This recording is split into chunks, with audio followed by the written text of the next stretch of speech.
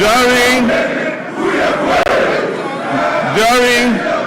the 80th session of the United Nations General Assembly, I raised Ghana's voice to call for a comprehensive reset of the United Nations to better reflect the current realities and particularly the role of Africa in global governance and fairness in international financial systems. In line with our multilateral commitments, Ghana announced plans to table a United Nations resolution that recognizes the transatlantic slave trade as the gravest crime against humanity, and promoting an agenda of acknowledgement, reparative justice, and cultural restitution. Mr. Speaker, I'll formally present this resolution, which has been endorsed and adopted by the African Union unanimously, to the UN in March of this year for consideration by the UN General Assembly. Mr. Speaker, passports have never been easier to acquire than under this regime.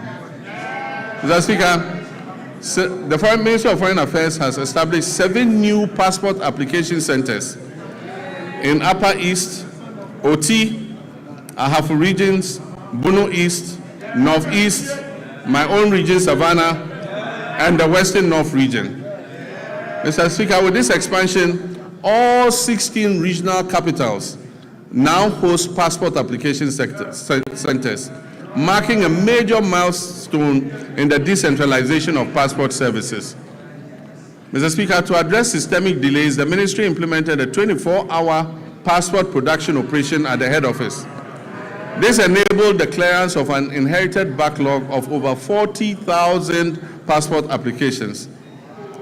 As a result of these reforms, Ghana's passport administration now operates with 0 backlog, guaranteeing passport delivery within 15 working days. If you like, try it. Apply for a new passport. Within 15 days, you will receive your passport.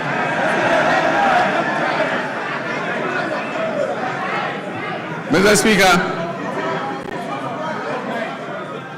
to facilitate travel and boost tourism and ease business mobility, the Ministry of Foreign Affairs implemented a 5-day visa processing service across.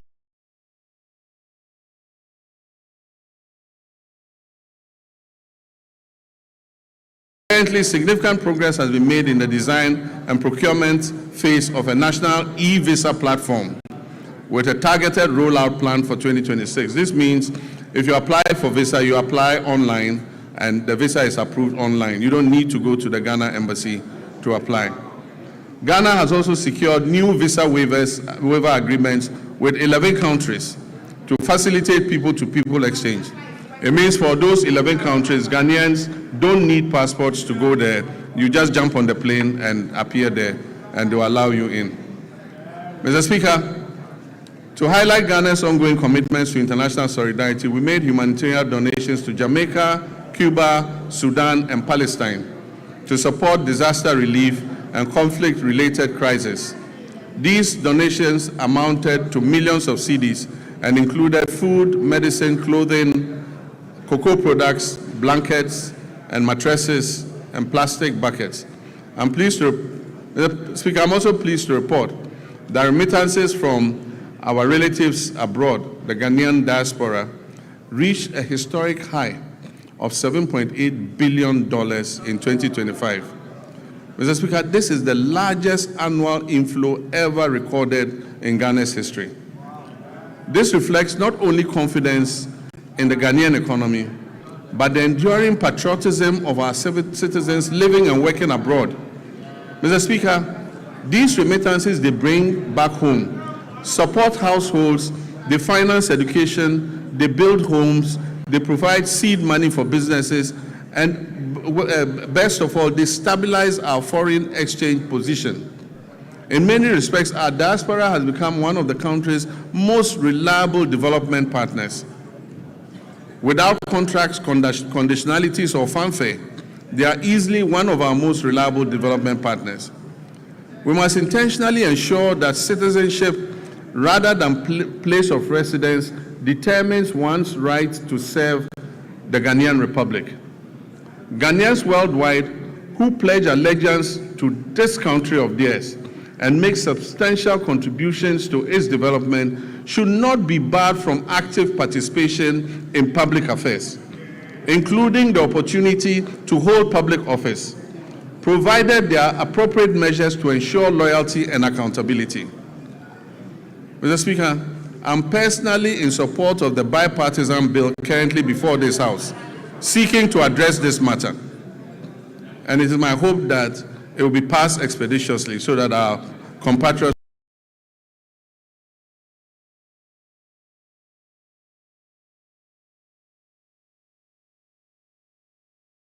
we're trying to achieve. We're implementing many policies to develop our youth capacity and to create as many jobs as possible to address the major unemployment problem. All our youth activities and job creation programs are ongoing.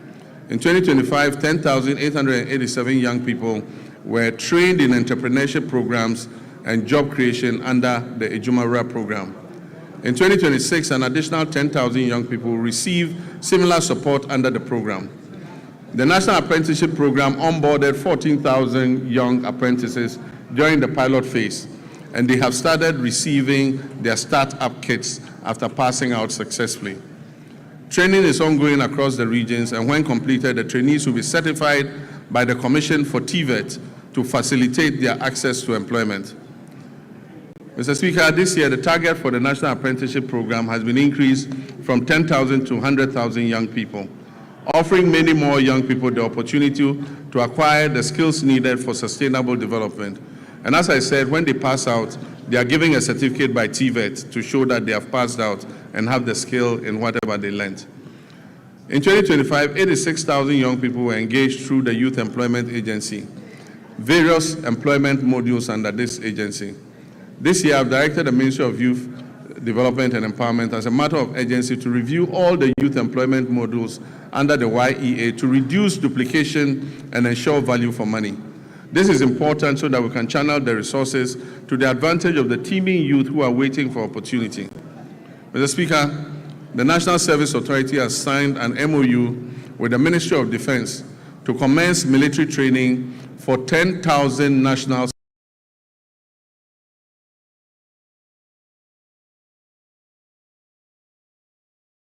personnel will receive call-ups to report at various military centers for training.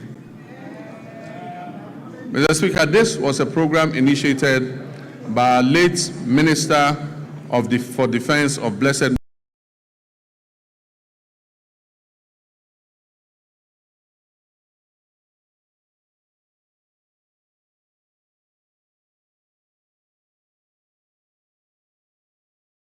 benefit of the personnel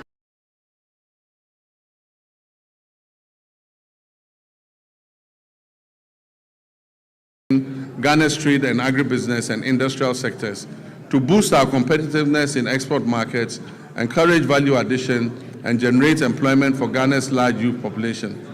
My recent visits with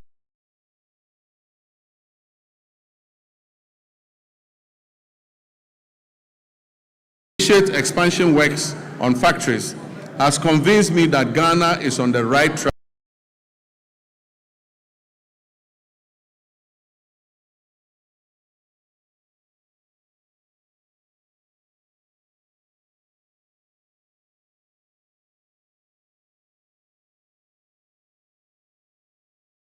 First step, we are collaborating with private sector to establish 3 new garment factories in Eastern Region, Central Region, and Bono East Region. This will create an estimated 27,000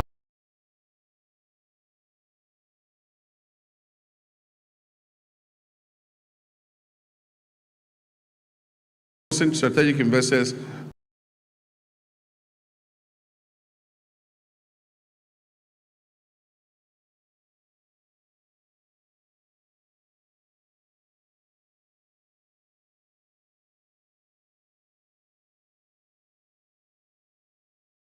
a 27.04% growth in 2025.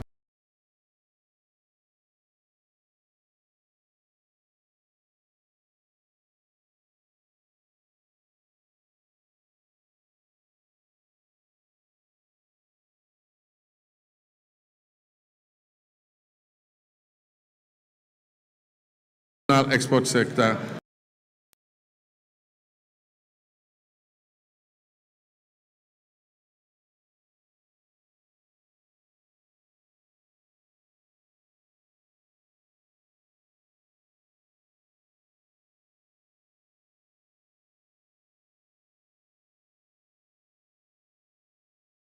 of the overall 33.8% of industry's share of gross domestic product in 2025. It emerged as a leading contributor within the industrial sector. The sector generated export earnings of approximately 15.25 billion, accounting for 65.37% of Ghana's total export receipts, out of a total of 23.3 billion.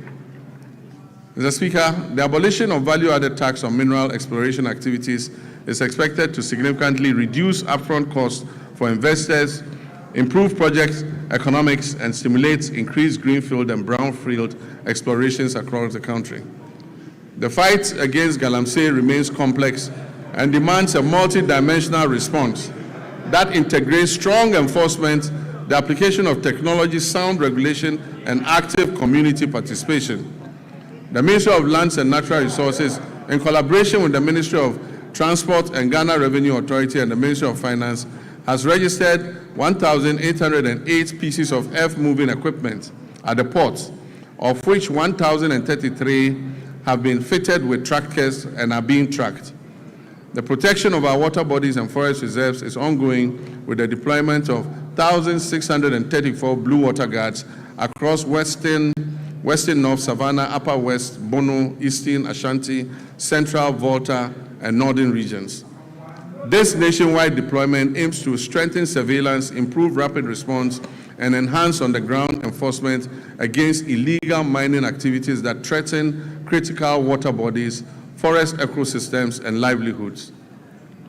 Mr. Speaker, NIMOS will maintain regular coordinated operations across all 21 identified hotspots to prevent re-entry of illegal miners into these reserves.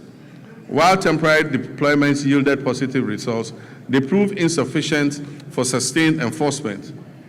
Mr. Speaker, in the works housing and water subsector, these are vital pillars of Ghana's national development, shaping sustainable livelihoods through reliable water supply and affordable housing that enhance citizens' well-being. Sea defense works are ongoing. We've successfully completed works at Komenda, Ningo Prampram, and Elmina. Together, these three projects have protected approximately 15 kilometers of our coastline and safeguarded lives and livelihoods and property. In March 2025, I visited Solakope, Agaveji, and Amutinu in the Ketu South municipality, where tidal waves had displaced thousands of residents. We made a firm commitment to address the devastation. Mr. Speaker, through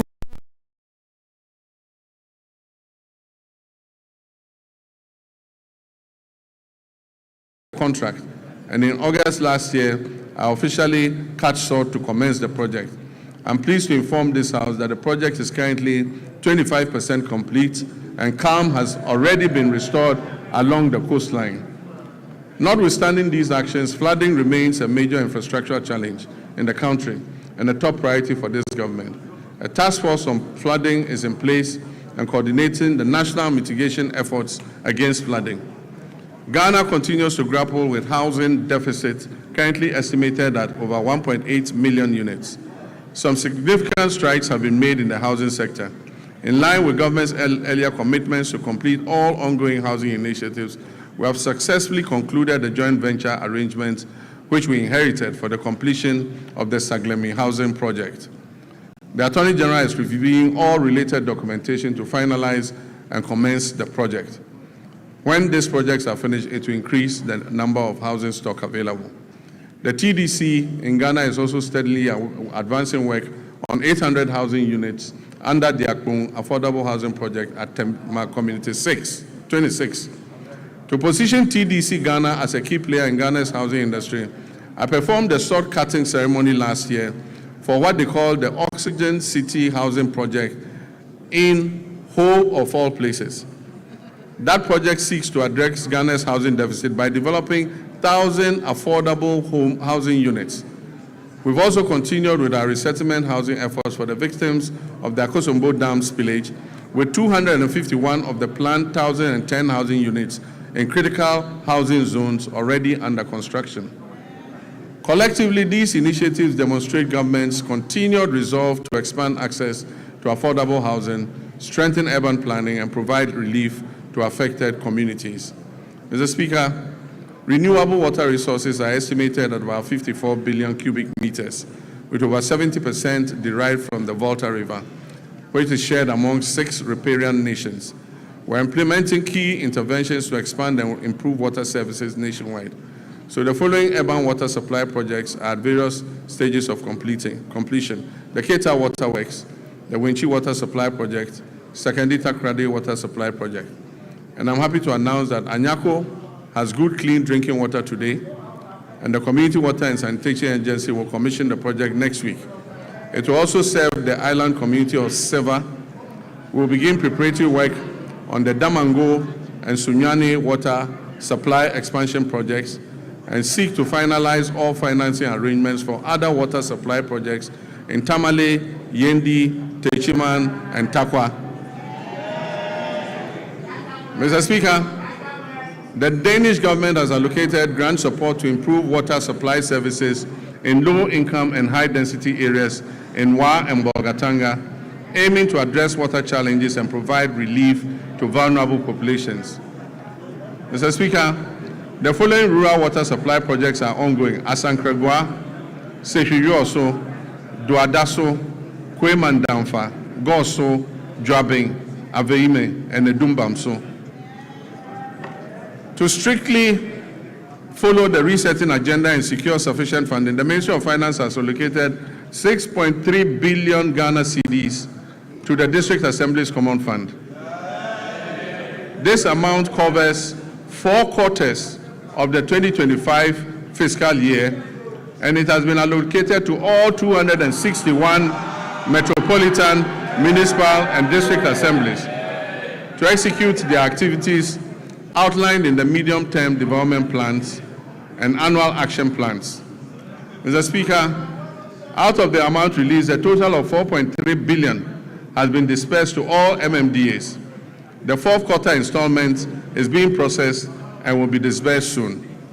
Mr. Speaker, all members of this House will agree with me. All members of this House will agree with me that the flow of resources to the district assemblies is unprecedented.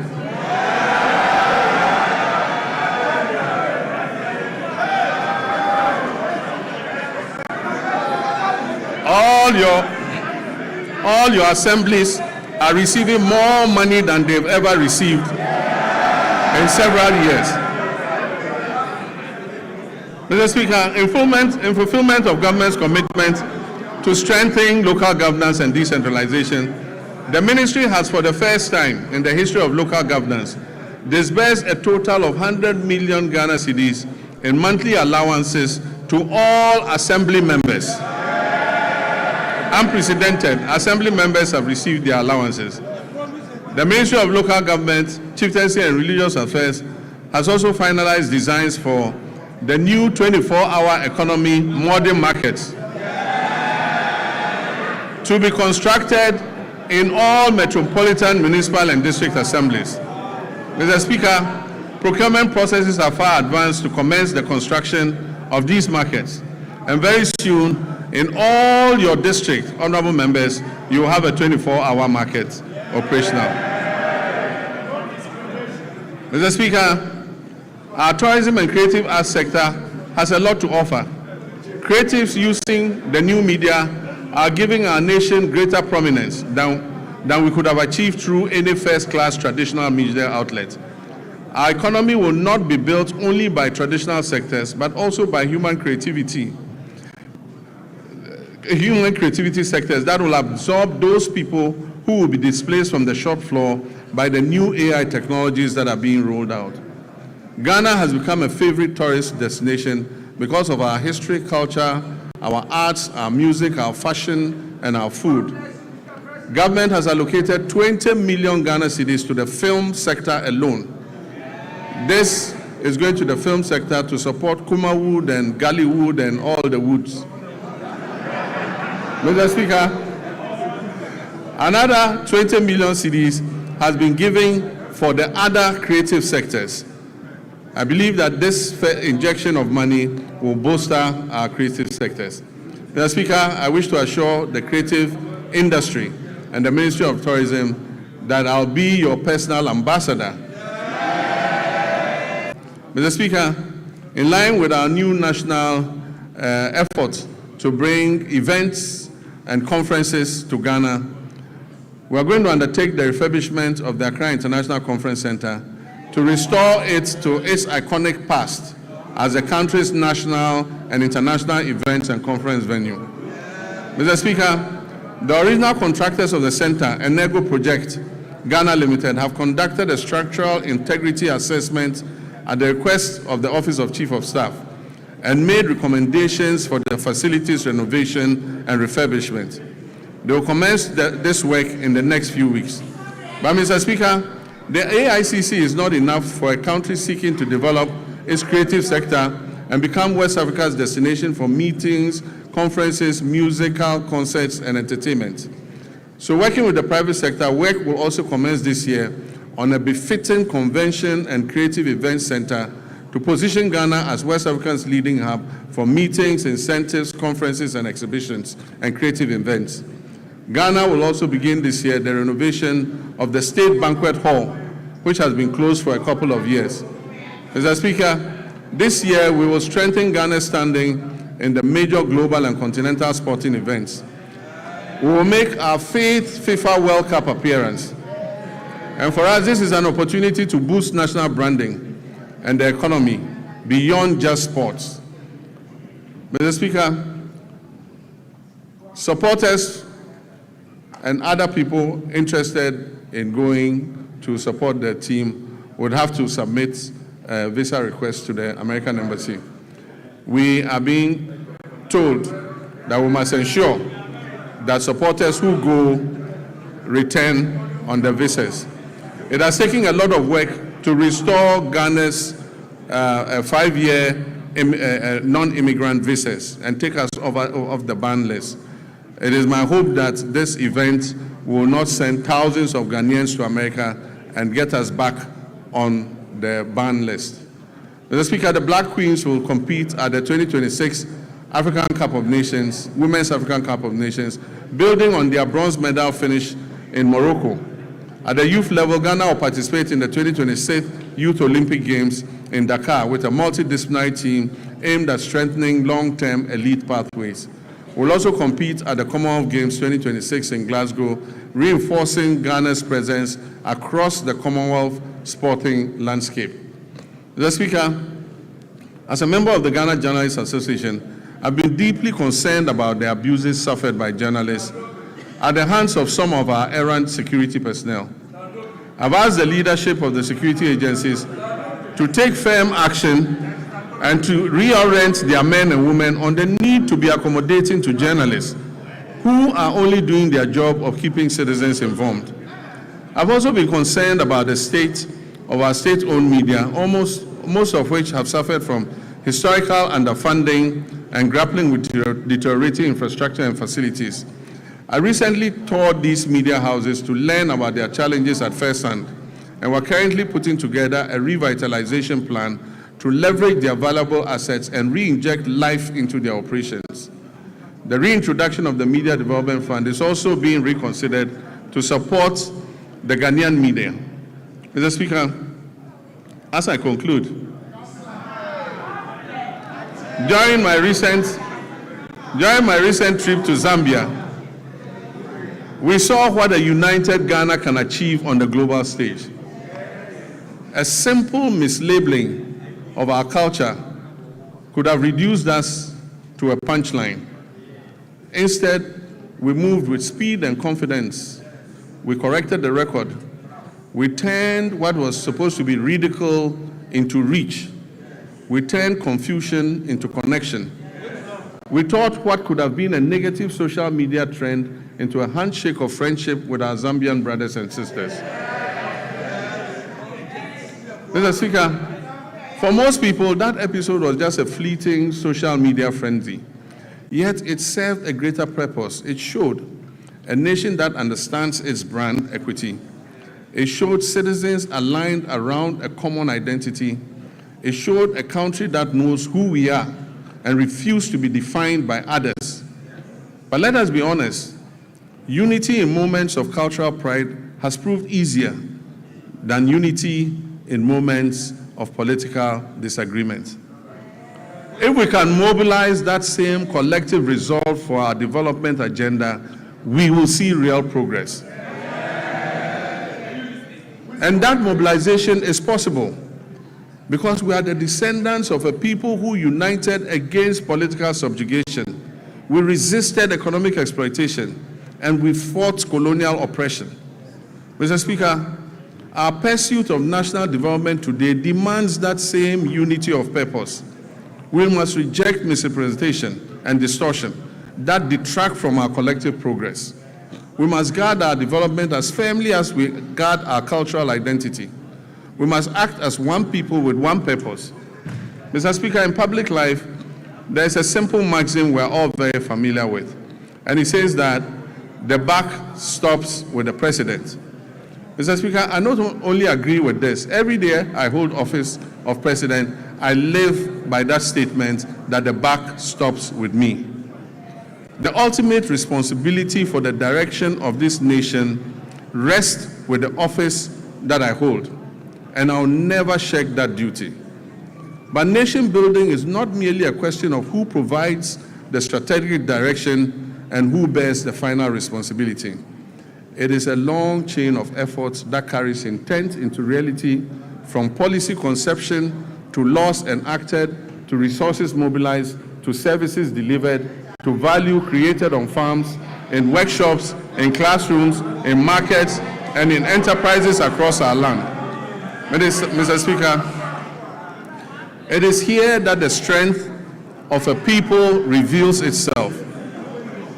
It is in the countless acts of competence, integrity, and industry by citizens of every calling whose work turns national purpose into lived reality.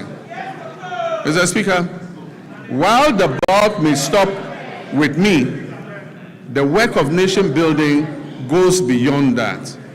Through the labor, enterprise, and civic spirit of millions of Ghanaians whose daily efforts give policy life. Mr. Speaker, I will continue to carry the weight of final accountability. And I ask in equal measure that our citizens bring their full measure of energy, skills, and patriotism to the common task of advancing our country. That is how nations are built. That is how economies grow. No policy can substitute for civic duty. No program can replace the quiet discipline with which millions of Ghanaians sustain their families, serve their communities, and carry this republic forward each day. Mr. Speaker, we are sometimes tempted to judge our nation only by our failures and our difficulties. But the country is not defined solely by its difficulties. It is defined by the choices its people make in response to those difficulties. Repeatedly through our history, Ghanaians have chosen steadiness over despair, cooperation over division, and purpose over cynicism. That is the deeper strength on which our future rests. We faced testing moments before, and we have overcome them. We've gone periods of economic strain, transitions that have demanded much from our citizens and our public servants alike. And Mr. Speaker, there's an African proverb that says, however long the night is, the dawn will break. Mr. Speaker, the dawn is breaking for Ghana. The moment we are in requires not only endurance, but also action. It reminds us that renewal belongs to those who prepare for the morning, while others still speak of and look back at the darkness. For Ghana today, that dawn is not a promise we must recite. It is a reality we must build into our institutions, into our economy, and in the ethics of responsibility we pass on to the next generation. So let us live each day mindful that the Republic is larger than any one political party, any office, any individual. This republic belongs equally to the farmer, the trader, the teacher, the nurse, the artisan, the entrepreneur, the parliamentarian, and the young citizen, and the elderly retired personnel. Mr. Speaker, each of these people has a stake in our nation, and each one has a duty. Each has a claim on the future we're shaping together. Mr. Speaker, nations endure not because they are spared trial, but because their people refuse to surrender to trial. Ghana has been tested before. We did not surrender. We will not surrender now. And so with gratitude for how far we have come, and with the resolve for the work ahead, I say, Mr. Speaker, the state of our nation is resilient, the state of our nation is renewing, and our nation is firmly in the hands of its people. Our nation is on the brink of takeoff, and so, ladies and gentlemen, passengers, fasten your seatbelts. I thank you for your attention.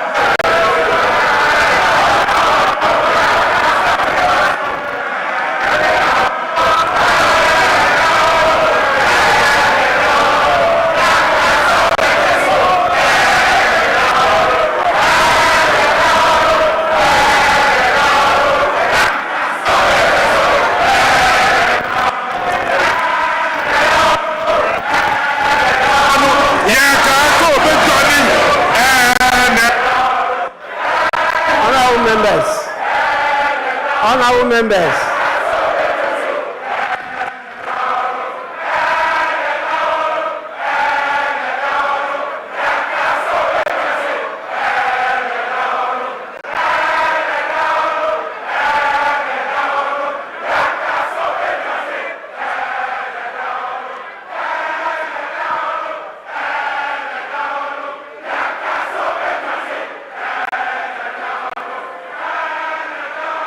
Honorable members.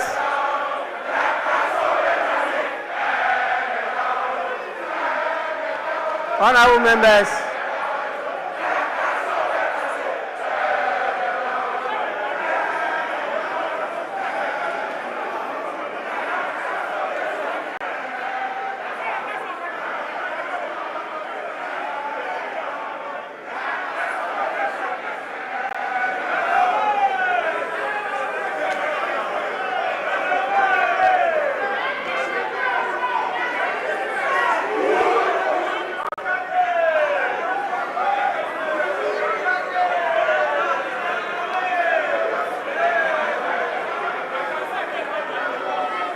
Honorable members, please. Honorable members, you know we are in this together, and you understand as accomplished parliamentarians that when the speaker is on his feet, every other person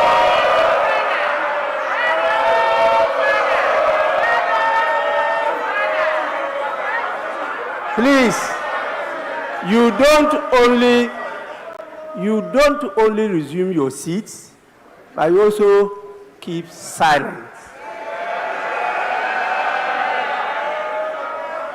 Honorable members, before I convey the gratitude of the House to His Excellency the President for the message, permit me to acknowledge some more senior patriots who are with us here today. We have the leader of the People's National Convention in the person of Bernard Mona. We also have the leader of the All People's Congress, APC, in the person of Hassan Abdullahi Ayaraga.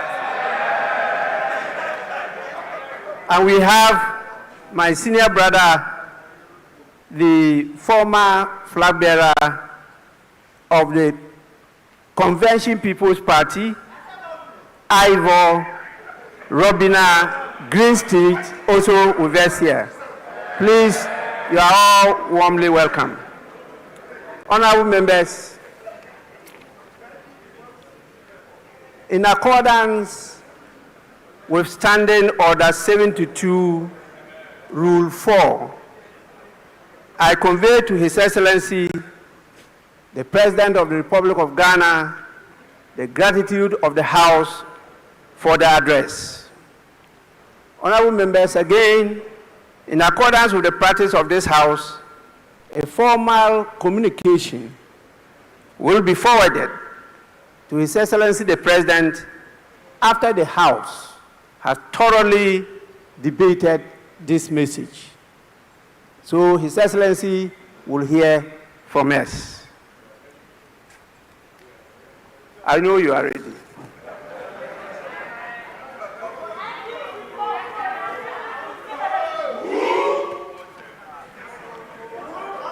Honorable members, we, by our rules, are to sit for 5 hours per sitting. When it's not up to 5 hours, the motion for adjournment has to be moved. And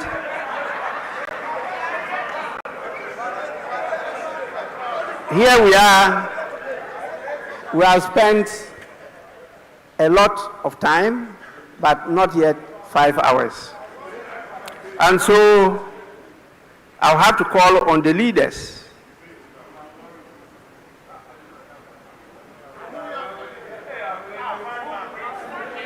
starting with the minority leader. And honorable members, in consultation with the leaders, I'm giving each of them 5 minutes. 5 minutes. Please, we'll hear you for only 5 minutes. Then after that, I'll put the question for adjournment. Yes, minority leader. Speaker, with respect, let me thank you for the opportunity and thank Mr. President for living up to this constitutional obligation. But Mr. Speaker, what the president failed to tell the people of Ghana is that 1 year in government, he's still acting with slogans, no action.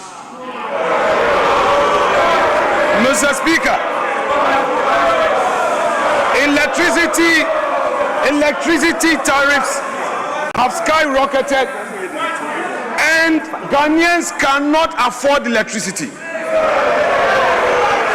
We have thousands of Ghanaian youths who are, Mr. Speaker, can they be quiet and listen? Because if they misconduct themselves, we'll do the same thing to their leader. Keep quiet. You can't take away my time. If you don't keep quiet and listen to me, your leader cannot speak. If you don't know, I'm telling you. Mr. Speaker, thousands of Ghanaian youths were dismissed through a letter by the Chief of Staff. It's part of the state of the nation. Mr. Speaker, as we speak, there is a scandal looming. Security services recruitment, TribeNet, we know who brought that company to the ministry. Kama has a way.